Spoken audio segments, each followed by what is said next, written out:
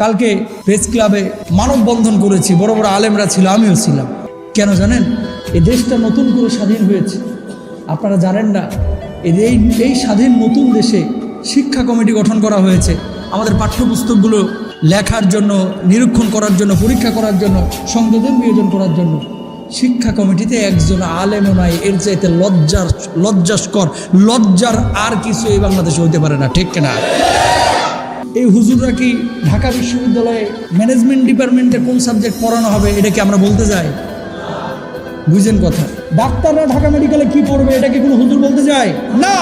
একজন হুজুর কখন কথা বলে? যখন ধর্মীয় কোনো বিষয়ে, কোরআন হাদিসের কোনো বিষয় আসে, তখন অর্থনীতিবিদ ওখানে সলিউশন করবে না, ডাক্তার ওখানে সলিউশন দেবে না, রাজনীতিবিদ ওখানে সলিউশন দেবে না, প্রতিটি বুদ্ধিজীবীরা ওখানে সলিউশন দেবে না।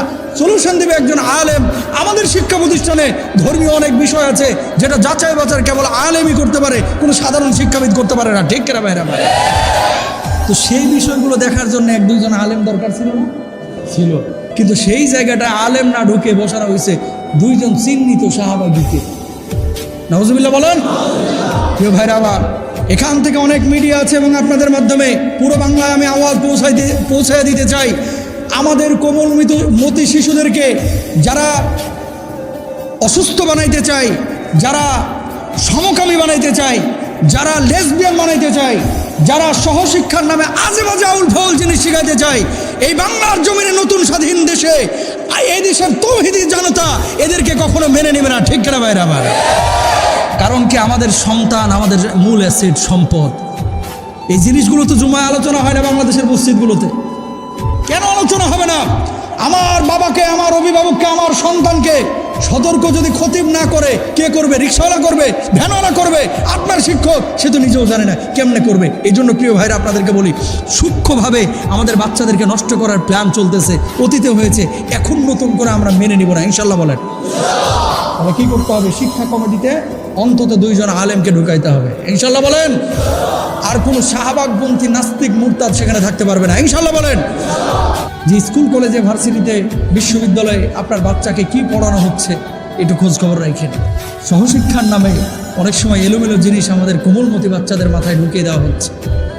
কথা বুঝতে পেরেছেন? বিজ্ঞান এটা পরিবর্তনশীল, খেয়াল করবেন, বিজ্ঞান পরিবর্তনশীল।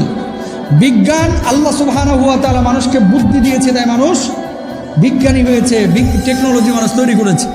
এর মানে এই না যে মানুষ তৈরি করেছে বলে এটার স্রষ্টা মানুষ না, এটা স্রষ্টা কে? আল্লাহ। অনেক সময় এমনভাবে প্রেজেন্টেশনটা হয় যেন বিজ্ঞানী আমাদের প্রভু। না, এরকম না। প্রিয় ভাইরা আমার, যে কথা বলতে যাচ্ছি, লা তাজআল মা'আল্লাহি ইলাহান আখার। আপনার ছেলে যখন আল্লাহকে চিনবে, নবীকে চিনবে, আল্লাহ রাসূলকে চিনবে, ওই ছেলেকে সহজেই কিন্তু নাস্তিক মুরতাদ বানানো যাবে না। কিন্তু আল্লাহ রাসূলকে যদি সে না চিনে থাকে, তাহলে আউল বাউল ফাউল কিছু কথাবার্তা বলে তারা কিন্তু মোটিভেট করে ফেলবে।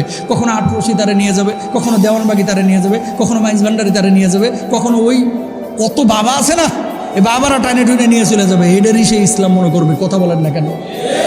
এই জন্য তাওহীদ এবং একত্ববাদের ব্যাপারে আমরা কখনো আপোষ করব না। আল্লাহকে আল্লাহ হিসাবে, প্রভু হিসাবে মেনে নেব। শিরক বিদআতের সাথে, নাস্তিক্যবাদের সাথে কোনো মুসলমান থাকতে পারে না, কোনো মুসলমানের সন্তানও থাকতে পারে না।